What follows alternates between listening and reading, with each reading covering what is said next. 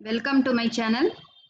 Today we are going to solve one important problem in the analysis of LTI discrete time system.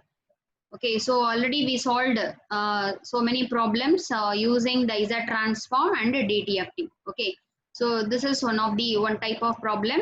So you see the question, consider an LTI system with impulse response h of n equal to alpha power n u of n and the input to the system x of n equal to beta power n u of n. Okay, with this alpha and beta value is such that it is less than 1. Okay, modulus of alpha and modulus of beta value is always less than 1. So what is the question means? Determine the response y of n. Okay, so here the given two thing is that h of n, impulse response of the system is given and input applied to the system is given. So what is our aim means? Our aim is to find out the output y of n. Okay, so this is the question. So already you know the relation between output of the system and the input and impulse response. Okay, so what is the output y of n? The response y of n is obtained by performing the convolution between the input signal x of n and the impulse response h of n. Okay, so we may use this problem. Okay, we may do this problem in two different methods. One is in time domain itself, using the convolution sum we may solve this problem. Okay, since the y of n is nothing but convolution of x of n with h of n. Okay, so so using the convolution sum already we solved, you know, in the previous in the 5th unit starting, the convolution sum problem we solved. Okay, so using the time domain convolution we may perform this problem. Okay, but here the question is that you see, determine the response y of n when alpha equal to beta, and the second condition is that alpha not equal to beta using DTFT. Okay, so here they are mentioning it as using DTFT we have to solve this problem. Okay, so that's why in the frequency domain instead of the time domain we are going to solve this problem in frequency domain. Okay, so then from the y of e power j omega, if you are taking inverse DTFT, we will get the output y of n. Okay, so this is the another one way. So here first you have to write down the given data. What is the first given data? The impulse response h of n equal to alpha power n u of n. Okay, so you just convert this time domain signal into the frequency domain by taking the discrete time Fourier transform of the above equation. Okay, so if you are taking discrete time Fourier transform of the above equation, we get what is the DTFT of the h of n? It's a capital H of e power j omega. Okay, so which is equal to what is the DTFT of this alpha power n u of n? So already you know the standard DTFT pair, that is a power n u of n means the DTFT answer is that 1 divided by 1 minus a into e power minus j omega. Okay, or otherwise e power j omega by e power j omega minus a. Okay, so similarly what is the Fourier transform of alpha power n u of n means? So we can written as either this one, okay, in negative in e power or positive e power. You may write any one. So 1 divided by 1 minus alpha e power minus j omega, or it can be written as e power j omega by e power j omega minus alpha. Okay, so h of e power j omega calculated. Then what is the another one given input? X of n is given. What is the x of n value? Beta power n u of n. Okay, so you just convert this time domain signal into once again the frequency domain. So you just take a discrete time Fourier transform for the above x of n. So we got what is the DTFT of the signal x of n? Capital X of e power j omega. So what is the DTFT of this beta power n u of n? So using this general formula, we may write 1 by 1 minus beta into e power minus j omega. Okay, similar to alpha power n u of n, instead of alpha there is a beta is there. So this can be written as e power j omega by e power j omega minus beta. Okay, so h of e power j omega calculated, x of e power j omega calculated. Okay, so what is our question? Our question is to we have to find the response y. Okay, so from this h of e power j omega and x of e power j omega, if you are multiplying this frequency response and input x, we can get the output y. Okay, so we know that the y of e power j omega is nothing but h of e power j omega multiplied with x of e power j omega. Okay, so according to that, the h of e power j omega and x of e power j omega, that is already we derived. So substitute here. So we will get e power j omega by e power j omega minus alpha into e power j omega by e power j omega minus beta. Okay. So in the numerator, if you are multiplying these two terms, the base is common. So you have to add the power. So e power j omega plus j omega, it can be written as e power j2 omega by e power j omega minus alpha into e power j omega minus beta. So this is said to be the y of e power j omega. Okay. But our question is that we have to find the time domain response small y of n. So from this capital Y of e power j omega, we have to take inverse DTFT. Okay. So if you are taking inverse DTFT for the above equation, we will get the small y of n. Okay. And we have to calculate the y of n under two conditions they are given. Okay. So what is the first condition? When this constant alpha and beta, if both are equal, means what is the response you have to find out. And if alpha value, beta value is different, means, okay, not equal, means we have to find the response. Okay. So first one, we have to follow the first condition. What is the first condition?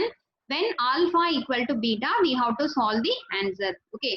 So you just consider alpha equal to beta. So if alpha equal to beta means that is this y of e power j omega, we may written as, since alpha value, beta value both are same. Okay. So that's why this the denominator term, it can be changed as e power j omega minus alpha into e power j omega minus alpha. Okay, since alpha equal to beta, so that's why we can written as e power j omega minus alpha the whole squared in the denominator. Okay, so for this term, we have to using partial fraction expansion, we have to take the inverse DTFT. For this y of e power j omega, we will get small y of n. Okay.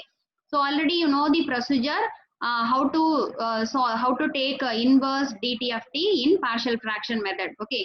So we solved so many problems in the previous videos. Okay. So that is in order to take the inverse, either inverse Fourier DTFT or inverse the transform.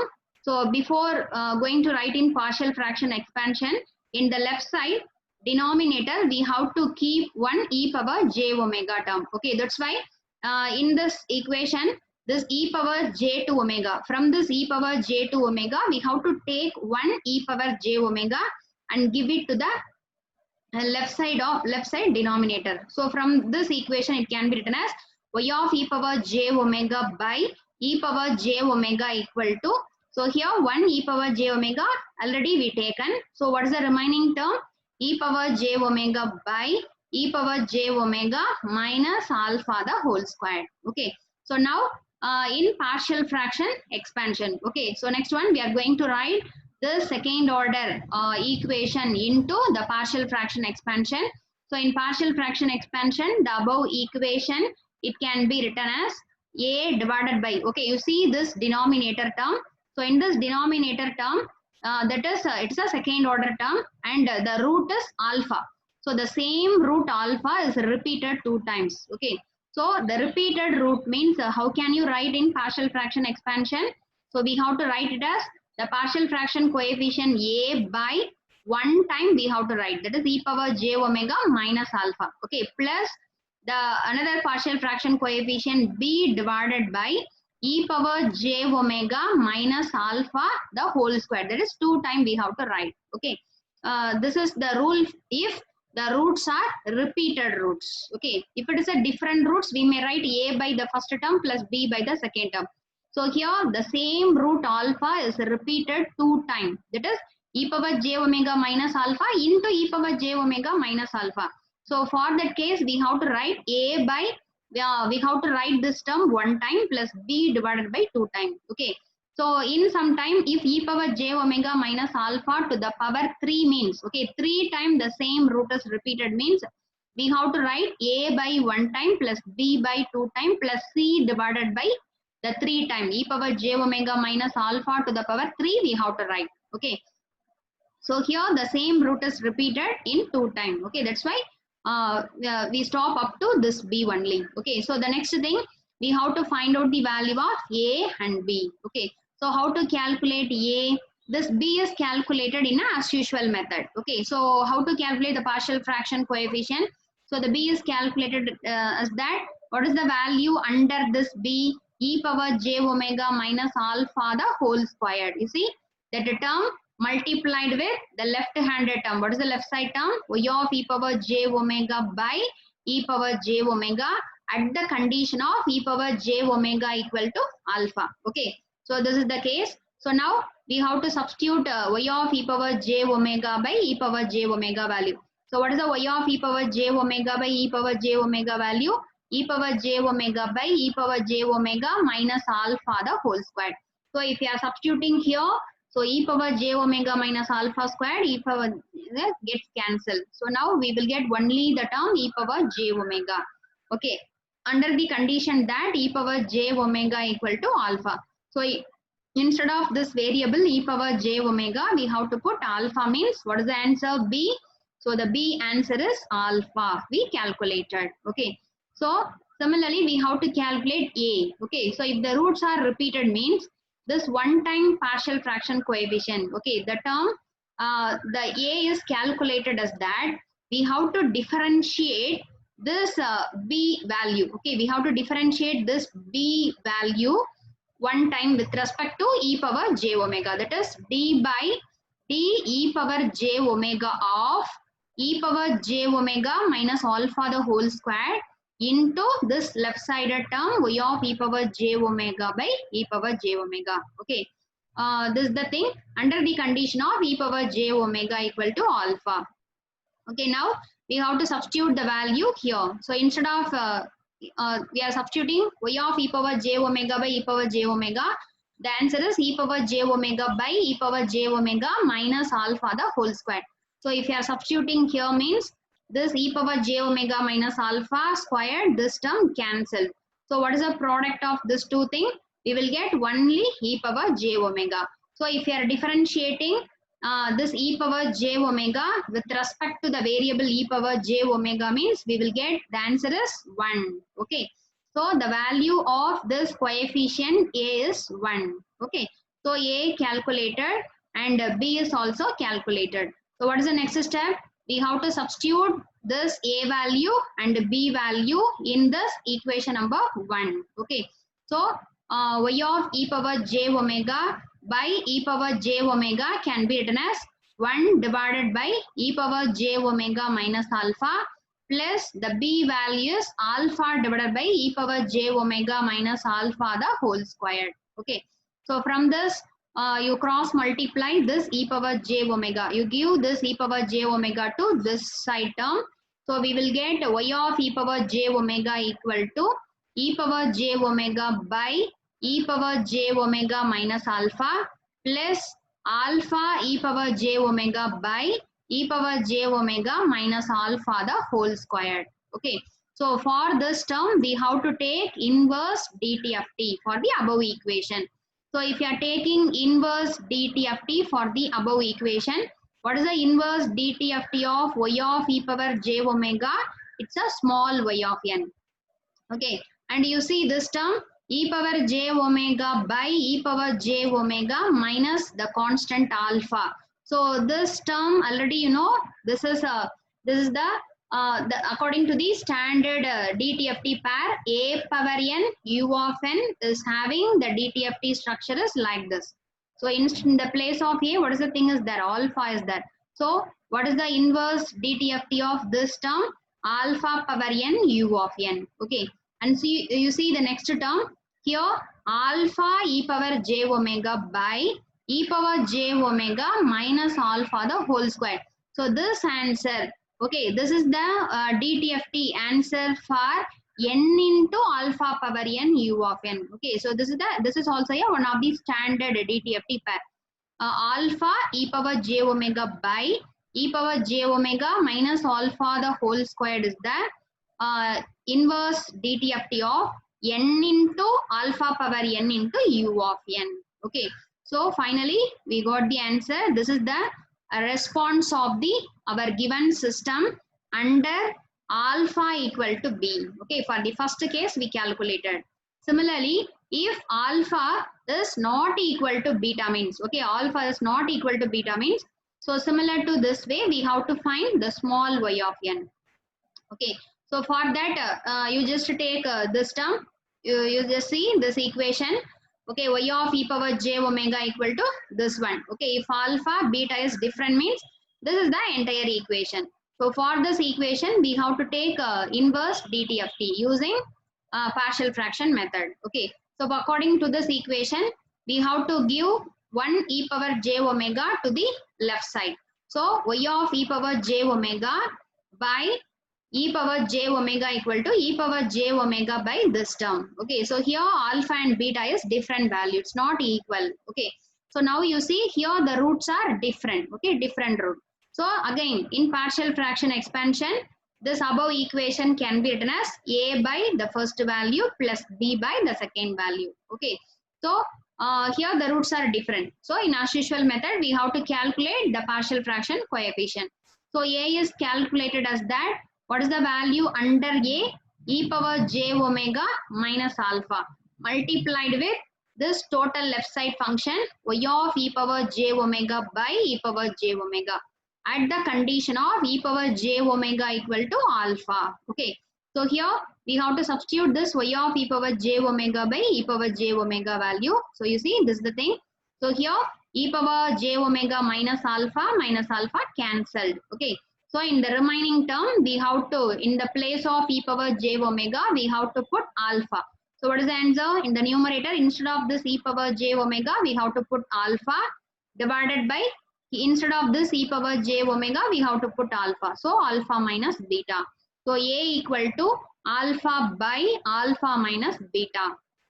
Okay, so this is the partial fraction coefficient a. Okay, similarly the b is calculated as that. What is the value under b? E power j omega minus beta. Okay, so e power j omega minus beta into the total left sided term y of e power j omega by e power j omega at e power j omega equal to beta. Okay, so similarly this e power minus j omega minus beta and this term cancelled. So then instead of this e power j omega we have to put beta. Okay, so what is the answer we got?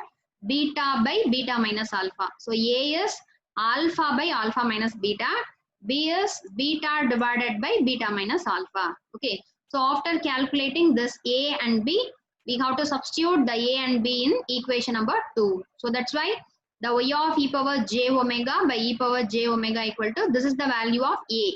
Okay, alpha by alpha minus beta into 1 by e power j omega minus alpha. Similarly plus this is the value of b. Okay, b into 1 by e power j omega minus beta. Okay, then this e power j omega you give it to this each term. So y of e power j omega equal to this constant into e power j omega by e power j omega minus alpha plus this constant into e power j omega by e power j omega minus beta. Okay, so that's all. Next we have to take inverse dt of t for the above equation. So if you are taking inverse dt of t for the above equation, so we will get, what is the inverse dt of t of y of e power j omega? It's a small y of n. Okay, so small y of n equal to, what is this one? This alpha by alpha minus beta is a constant. So you keep that constant as it is. And what is the inverse dt of t of this term? So you see this term is in the structure of e power j omega by e power j omega minus a. Okay, so what's the inverse dt of t of this one? Alpha power n u of n. Similarly, what is this? This beta by beta minus alpha is a constant. So you write as it is. So what is the inverse dt of t of this one? Beta power n into u of n. Okay, so finally this is the answer. So this is the response of our given system.